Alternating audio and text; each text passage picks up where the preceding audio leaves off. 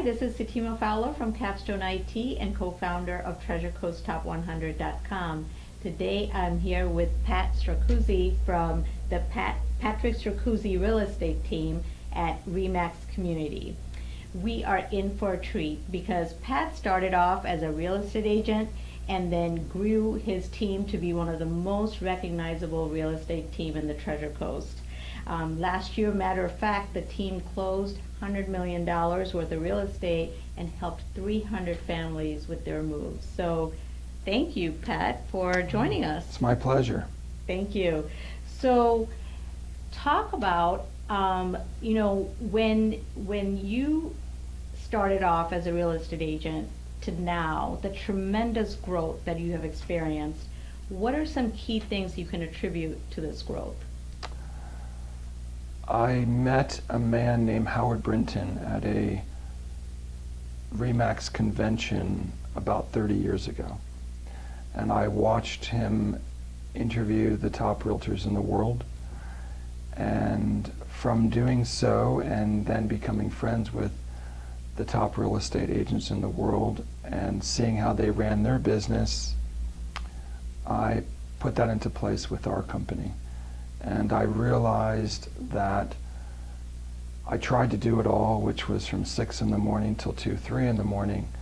But then when I found the greatest people to be in certain positions within the team and the company, doing those items, I could do what my gift in life is, or my I don't know if you would call it blessings, what I do best, which is negotiating, working with buyers and sellers, and then there's someone in place in all the other departments of selling real estate, because it's not just putting a sign up and going to closing. There's quite a few jobs that are entailed with that real estate process. So basically I'm hearing you saying you found a mentor and an accountability group that you can talk to, and then you learned how to delegate and put the right people in place so that you can do what you're best at. Correct. There's a book by Michael Gerber called The E-Myth, The Entrepreneur Myth. And the company is set up in a sense, not quite on autopilot, but there are systems, checklists, accountability, that we are able to give Ritz-Carlton service, and service beyond the expectation. And I don't think there is such a thing as a seamless real estate transaction, because you have challenges with every sale, that some things you have no control over, that you try to have your best to make things work. Inspections are challenges, there's title challenges, there's many challenges that could happen along the way. It's just overcoming those challenges. I like how you put it. You said challenges. So let me ask you, a lot of the times when people see a successful entrepreneur, they think that, this is the way you've always been. But we know road of an entrepreneur is always up and down. So you obviously face setbacks and challenges. What is your mindset when you're facing these challenges? And because we all do, how do you get out of that? And I also noticed some rocks behind us, so tell me what all that means. Well, if you can replace the word challenge with the word problem, so problem sounds scary, but instead the problem becomes a challenge, and to overcome them. These rocks symbolize pretty much gratitude, and I've used it in Little League with children to adults, and I keep one in my pocket, even my team members, and every time you go in your pocket and you touch it, the immediate thing that you think about is gratitude. So the more gratitude that you have in life, the more that comes back to you. So I start my morning every morning with, before the morning starts, to write down the 10 things that I'm most grateful for, go back to those 10 items, read them again, and write thank you, thank you, thank you. What will happen is the gratitude will then go on things that we take for granted, such as being able to see, being able to have fingers to touch, to be able to breathe, for our family's health, our health. Someone that may have touched our lives that day before who is having a challenge with bone cancer, and having that opportunity to talk to that person. So even in life, there are times that things that you face that could, have a setback or a challenge, and instead you take that and turn it into an opportunity, and understand that even if it is a setback that's so bad, that you take the mindset that even things that are bad are good. So this concept of the gratitude rock, do you give something like this to your clients, to your employees? Are all your employees has heard you talk about the gratitude rock, and are they kind of practicing it? I would say so. The majority. Sometimes people think it's neat. There are times where I'm with somebody throughout the day, and there's a friend of mine named Floyd Wickman. He's a Hall of Fame speaker. He was legendary in real estate icons ago. Okay. And he would say sometimes we have to change our stinking thinking. I love that. Change your stinking thinking. There are times you have to get on your knees and send some emails to heaven. And, whatever it is. Heaven at google.com, gmail.com? Something that he came up with and calls it emails. But I think that as long as we can always give other people hope. Nice. And understand that, because in selling real estate, you're dealing with people's lives. And the challenges that some of the people that go through, it's almost like we need to go through some life courses in order to sell real estate. Because you could deal with things through the decades of selling real estate. For example, the time of short sales. A lot of people were losing homes. They were victims of the market, victims of given mortgages that really should not have been given those mortgages.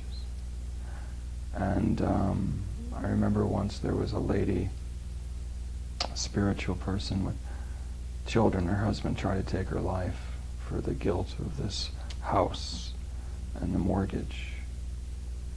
And and I had to basically tell her, stop feeling guilty. This isn't your fault. You were a victim of this situation of given a mortgage you shouldn't have been given, that you really couldn't afford. And right now, focus on your children. Focus on the pictures on the on the refrigerator that they have drawn, and know something good will come out of the situation. And I remember it was holiday time, and they gave me a picture of them all looking up to the sky with a thank you. And there are times you don't even get paid. And if you take the focus off of the money and focus on the people. And there was this saying that once was said, I don't know if it's still up in the back room, but people don't care about how much you know until they know how much you care. And it's the softening of your heart. Wow. There's times we get such hardened hearts, happens in your life, that you have to soften your heart. I love the human connection that you're talking about, and bringing it to business, and because it's all the same, business is just transaction of helping somebody. So so you've built this tremendous successful real estate team, and you're so recognizable in the Treasure Coast. You're not in the business alone. Your family's part of the business. So talk to us about some of the family-run business, challenges, as well as, obviously the good things, and how do you manage to that?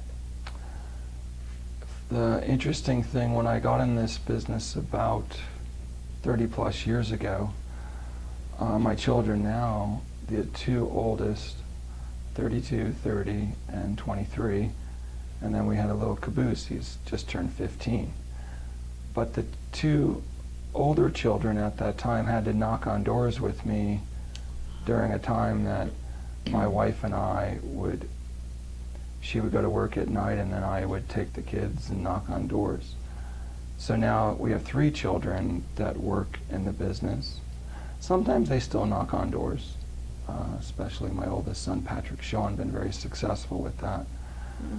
But the concept of team, that acronym is, we hope that together everyone achieves more.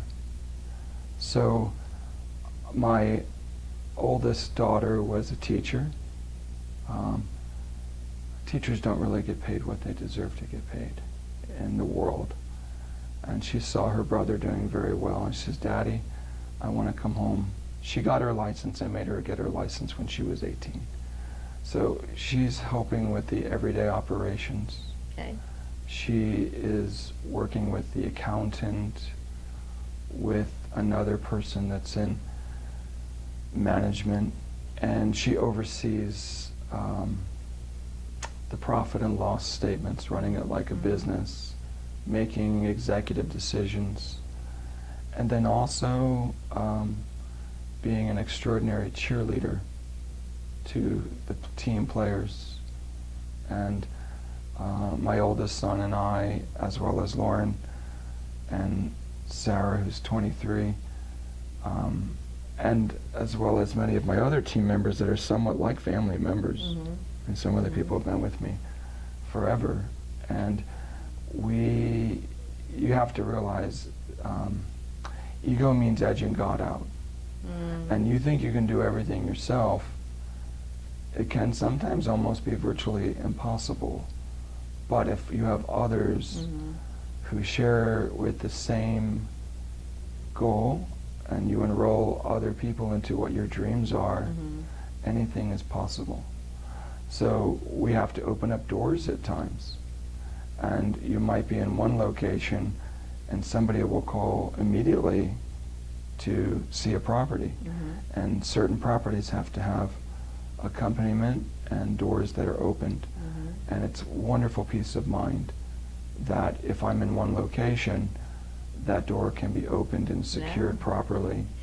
So if you were giving feedback to another team member versus, like, say, your son or your daughter, do you handle it different way? Are they do they receive that information same from you as another team member might? I can even see that sometimes in my 15-year-old, that sometimes if the advice or recommendation, I might give it to someone else that will give it to them. Okay. Sometimes that happens. Depends on the situation. But the word transparency is great.